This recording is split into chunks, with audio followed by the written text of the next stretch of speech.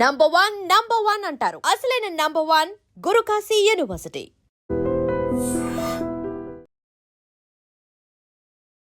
ఒక కారు ఢీకొనటం వల్ల ఆ బాబు ఎగిరి పడ్డాడు. చిన్నోడి బ్రెయిన్ అలా నేలపై పడుంది. ఆ దృశ్యాలు చూస్తుంటేనే గుండెలు వణికిపోతున్నాయి. ఆ చిన్న బాబు బ్రెయిన్ ఇక్కడే పడిపోయింది. అది చూడ్డానికే వణుకు పడుతోంది అంటున్నారు. ఆ తల్లి ఆ బాబుని తీసుకుని ఎత్తుకొని నన్ను చూసింది. పక్కన చూస్తే ఆ బాబు బ్రెయిన్ పడి ఉంది పక్కన.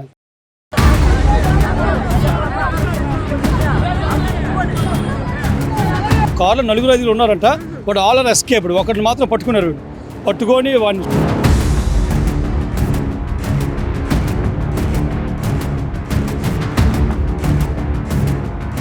పడిపోయి ఉంటాడు. అబ్బాయి పడిపోయాడు. ఆగితే బాగుండు. ఆడు ఎప్పుడైతే తీసుకెళ్ళి బుర్ర మేము వెళ్ళిపోయింది. వాడు దొరికిగానే కొట్టారు. ఇంకా మరి ఇంకా పోలీసు వాళ్ళు కానీ నిజంగా అక్కడ రాకపోతే టైం కాదు చచ్చిపోతాడు. అలా కొట్టారు వాడిని.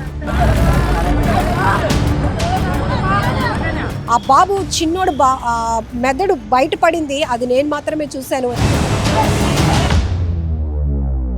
చాలా ఘోరమైన ప్రమాదం. ప్రస్తుతం మనం విశాఖలోని ఊర్వశి బస్ స్టాప్ వద్ద ఉన్నాం. ఇక్కడ వెనకాతలో ఉన్నటువంటి ఆ దృశ్యాలు కూడా నేను చూపించలేను. ఎందుకంటే 15 నెలల బాబు. ఆ ఫోటో చూస్తే ఎంత ముద్దుగా ఉన్నాడు.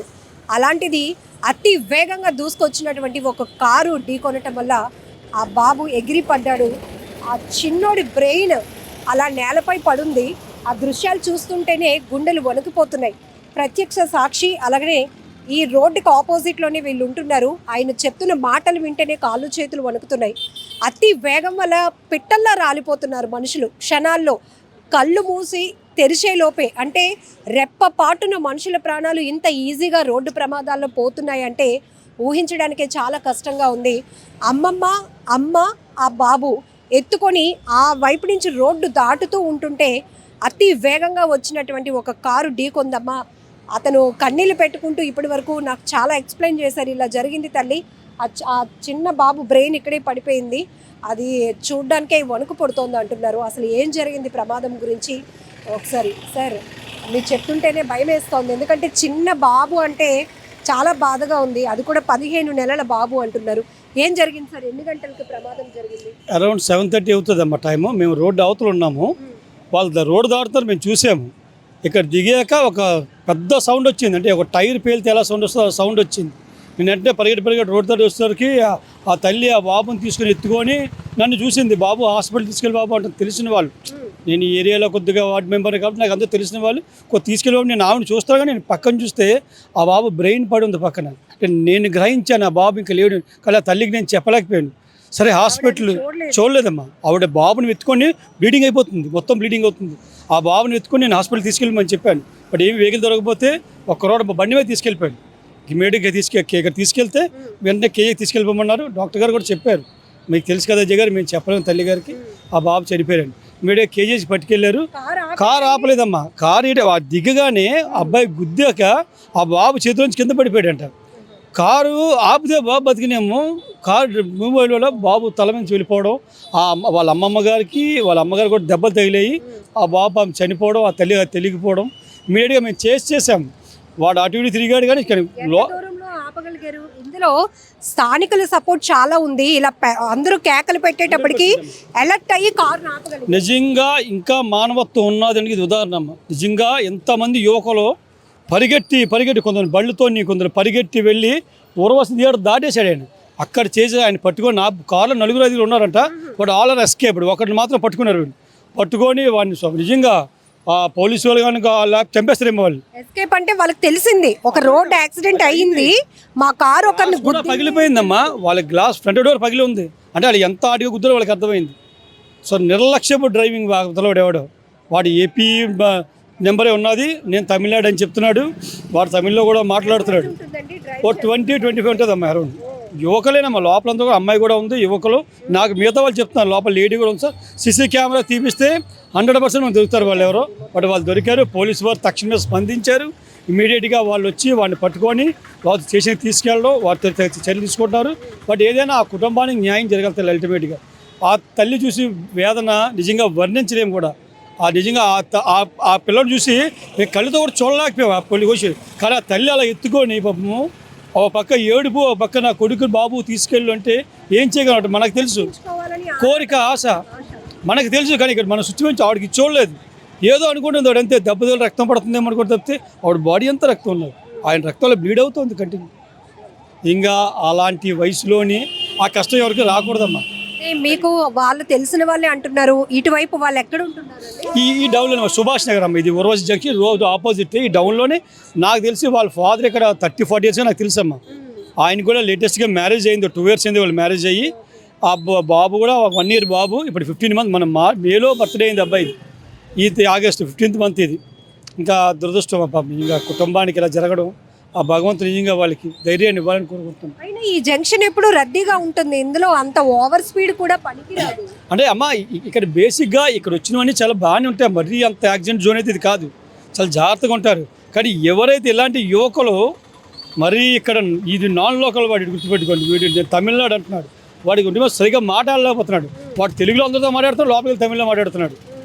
వాళ్ళు ఎలా ఉన్నారంటే ఒక గంజాయి స్మగ్లర్ తాగిన వాళ్ళు, ఒక మందు తాగిన వాళ్ళు, ఆ టైప్లో ఉన్నారు అమ్మ వాళ్ళు.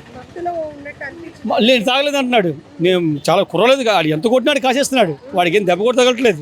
చాలా మంది స్థానిక ఇంకోటి కూడా చచ్చిపోతున్నాం అలాంటి దెబ్బలు కొట్టారు, కానీ వాడు అలాగే ఉన్నాడు. అంటే నేను అడిగితే నేను తాగలేదు సార్, నాకు అలవాటు లేదు సార్ అని మళ్ళీ వాడే చెప్తున్నాడు. బట్ ఆ ర్యాష్ డ్రైవింగ్ ఏదైతున్నామా నిజంగా అది నిజంగా అది మేము చెప్తుంటేనే మాకు అలా నీళ్ళు తిరుగుతున్నాయి. ఇంత నిజంగా ఆ తల్లి బాధ చూడాలి మీరు. ఇంకా ఎవరో ఇంకా వర్ణించారు. ఇలాగే 100 మంది వచ్చి వాళ్ళ వెనకాల పరిగెట్టారు, తల్లిని చూశారు, హాస్పిటల్కి పంపించారు. నిజంగా అది మాత్రం ఒక పబ్లిక్లోని పోలీసుల్లోని మానవత ఇంకా బతికి ఉందమ్మా. చాలా హ్యాపీ, అది మాత్రం చాలా సంతోషించే విషయం. ఆ తల్లి బాధ కూడా తీర్చలేం. కానీ ఇప్పుడు కేజీహెచ్కి పట్టుకెళ్ళారు, మార్చి దగ్గర ఉన్నారంట, స్టేషన్లో తీసుకెళ్ళి కంప్లైంట్ పెట్టించాము. ఇప్పుడు తల్లిదండ్రులు వాళ్ళకి దెబ్బలు తెలియక అంత దెబ్బలు తెలియదు, అంటే ఒళ్ళో ఎత్తుకున్నట్టు ఉన్నారు. గుద్దునాడు కింద పడిపోయింటాడు అమ్మ అబ్బాయి, నేను అటు ఉన్నాను, ఎత్తుకుని ఉంటా ఇలా దిగుతున్నారు, పడిపోయి ఉంటాడు అబ్బాయి, పడిపోయాడు. ఆగితే బాగుండు, ఆడు ఎప్పుడైతే తీసుకెళ్ళి బుర్ర మేము చెల్లిపోయింది. అటుపక్క ఎంత సౌండ్ వచ్చిందంటే ఒక టైర్ బర్స్ట్ అయితే అంత సౌండ్ వచ్చింది, టాప్ సౌండ్ వచ్చింది. సో ఇంకా అక్కడి నుంచి పరిగెట్టి వచ్చేసరికి ఆ తల్లి ఇంకా తీసుకొని ఎత్తుకుంది. నేను పక్కన నాకు కనపడుతుంది, తల్లికి మనం చెప్పలేము. చాలా ఇబ్బందిగా ఉందమ్మా అది కూడా. ఆన్ ద స్పాట్ అమ్మా, బ్రెయినే బయట ఉండే మనిషి ఉంటారమ్మ ఇంకా. కానీ ఆ తల్లికి మనం చెప్పలేము.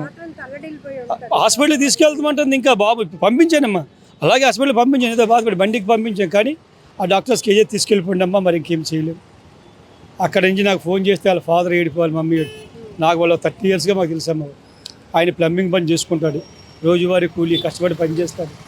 ఇంకా ఇల్లు మారిపోతాం అజయ్, మేము కూడా ఇల్లు అమ్మేస్తాం, సొంత చిన్న ఇల్లు ఉంది వాళ్ళకి, ఇది అమ్మేస్తూ వెళ్ళిపోతాము, వాళ్ళ అమ్మమ్మ వాళ్ళ ఇంటికి వెళ్ళిపోతాము. మొన్నే మాట్లాడారు, అబ్బాయి బర్త్డే మేలో చేశారు. ఇంకా దేవుడు ఇచ్చాడు, దారుణం, చాలా దారుణం. ఇలాంటి రోడ్డు ప్రమాదాలు చూసినప్పుడు క్షణాల్లో కనబడిన వాళ్ళు అంతలోనే మాయమైపోతున్నారా అనే ఒక బాధ, ఆ దుఃఖాన్ని వర్ణించలేం మనం. అది కూడా మరియు ఐ విట్నెస్గా చూసినట్టు ఉన్న పరిస్థితులు ఎట్లా? నేను అదే అంటున్నా మీకు, నేను చెప్తేనే మీకు ఎంత బాధ ఉంది. ఆ కండిషన్ మేము చూసాము అక్కడ. నేను ఈరోజు అటుపక్క తిరిగి చూడలేకపోతున్నాను. నేను ఫస్ట్ అదే చూశాను, నాకు అర్థమైన సిచ్యువేషన్. ఒక జిగరేడిగా మనకు అంత ఐడియా ఉంటుంది, నాకు చెప్పక కానీ తల్లికి నేను ఏమని చెప్తాను, హాస్పిటల్ తీసుకెళ్ళి బాబు నేను వేడుకుంటుంది అక్కడ. అలాగే వెళ్ళాం, అది ఇంకా ఈ కొద్దిగా అరికట్టాలమ్మ. ఎన్ని జాగ్రత్తలు తీసుకున్నామా తప్పు, ఎందుకంటే పోలీసు వారు వాళ్ళు ఇక్కడ ఎప్పుడు నాకు ఇక్కడ చేస్తున్నారు. అది ఎక్కడే వాళ్ళు కేసు కూడా రంగడు ఇక్కడే పెడతారు, వాళ్ళు కూడా ఈ జంక్షన్ ఎక్కువ పెడతారు, వాళ్ళు కూడా అరికెడుతున్నారు. బట్ ఎవరైతే ఈ ర్యాష్ డ్రైవర్స్ కొంతమంది ఉన్నారమ్మా, వీళ్ళు చెప్పారండి కార్ వాళ్ళు ఎటు నుంచి వాళ్ళు ఏం చెప్పలేదమ్మా.